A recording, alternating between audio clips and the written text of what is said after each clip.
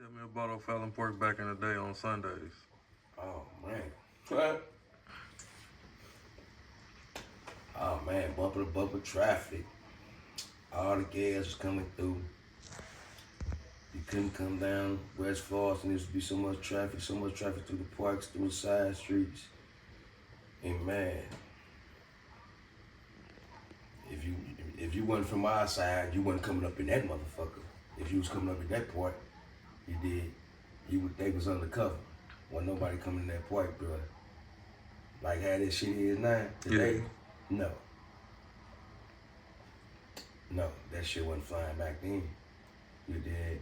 And then we were just having fun because the traffic was so bumper to bumper, you know what I mean? And we on the side streets, we in our hood, so it was like easy pickings, you know what I'm saying? Dudes was getting stuck up for the jury and shit, you know what I mean? Yeah. Dudes was getting whooped, you know what I'm saying? You come through, you got the wrong hat on, because every hat meant something, you know? That can be your end. That can be your demise.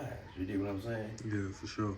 And the brawls was coming through. It was live. It was fun, bro. You did. Yeah. Yep. Yeah, because my cousin tell me one time they went through old Fallon Park and they had the red STL Cardinals hats Oh my on. God. You better not come through that motherfucker with that whole bad that hour. You know? I Yeah. mean, you better not come through with the wrong anything on at that hour. You did. But I'm glad St. Louis changed so much, man. It's so small. You know what I'm saying?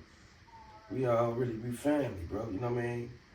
You know, somebody got a baby by somebody else, you know, somebody cousin or something like that or whatever, man. But back in the day, man, it was on site, bro. Like, you know, if a nigga synced a nigga in the wrong shit, they was gonna be on their ass, bro. You know, whether a nigga saw a nigga from the red team saw a nigga from the blue team, a nigga from the blue team saw a nigga from the red team, or whatever. You did, as they say, your ops. You know what I'm saying? Yeah. That's a Chicago word too. Them niggas been saying opposition. Now everybody say they ops. You know what I mean? Oh, yeah. Yeah, that's a Chicago word, bro. Yeah. So, You know, that's a, I mean, that, you know, but Chicago got I think Chicago always have been like a gangster sanctuary almost, like, you know, a gangster haven or some shit, of the sorts, you know. Even if you look at the old movies like the John Dillinger movie, Public Enemies and shit, you know what I'm saying? He hung out in Chicago because it was a safe haven. You dig what I'm saying? You know, that motherfucker corrupt, bro. That motherfucker been corrupt since before Capone. You dig what I'm saying? oh, yeah. So, you know, this shit just different up there, bro. You know what I'm saying? And then they black gangsters go way back to the 1880s and shit, bro. Like on some real shit. You know? Oh, yeah, for sure. And then if you always hear motherfuckers talk about back in the days, you know what I'm saying?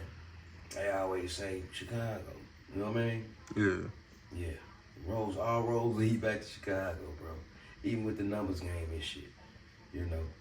Them niggas, the Jones brothers, you probably ain't hip to the Policy Kings. You know, that's what they called it up there, policy. And the dudes that ran the numbers up there in Chicago back in the days, they called them Policy Kings, you know what I'm saying? Because them dudes was kings. And they had that bread, bro. You dig what I'm saying? I'm talking about like before Bumpy Johnson and Harlem. You know, the Jones brothers was doing their thing in the 1920s. You did? Yeah. In Chicago. That's a fact. Well, they wasn't gangs back then. Was those Italians, blacks, Irish? What kind of gangs was those guys? Well, I mean, what race was those guys, I guess you could say? What race, what guy? The- Jones brothers? Yeah. They was black. Okay. Man, blacks invented the numbers, bro. You know what I'm saying? That's really what the lottery is now. They took that from us. Yeah, they did. That was our thing. You did.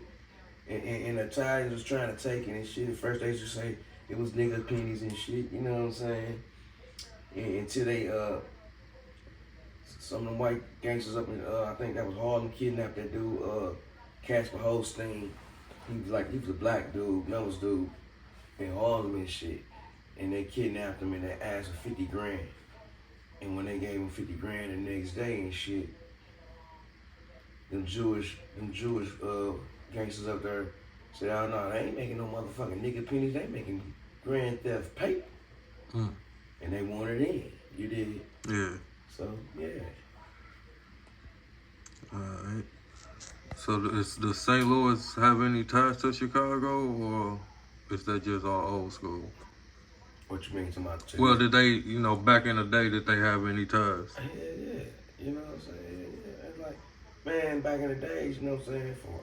From my understanding, you come from one or three places: Chicago, Detroit, or LA.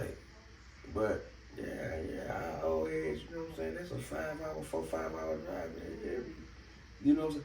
And that's crazy. You said that even our white boy gangsters in their 20s was up there working for Capone. Mm. You know, they don't say this shit, but that was some St. Louis white dudes that put down that St. Valentine Day massacre for Capone. Cause Capone them, they was straight up Italian, so they wouldn't be able to get up on them white boy, them Irish dudes, cause they'd have peeped them out. You know what I'm saying? So he had out of his he had the white dudes from St. Louis. It was a gang called the Egan Rats in St. Louis in the 20s. That was one of the gangs. They was bank robbers, extortionists, murder for hire. They did all that shit you did. And but St. Louis gangsters always, white gangsters and Italian gangsters had strong ties to Detroit. And even our black gangsters had strong ties to Detroit. You dig what I'm saying? Yeah. Yeah. And that was the St. Louis gangsters. They put that hit down for Capone in New York when Capone had Frankie Yale hit. That was Gus Rexler and them and what's that blue white boy name? Frank Fred Killer Burke. Mm-hmm. Yeah, do some research on Egan Rats and Fred Killer Burke and Gus Wrinkle. Gus Wrinkle was up in Chicago putting in work for Capone, man. You did? Yeah.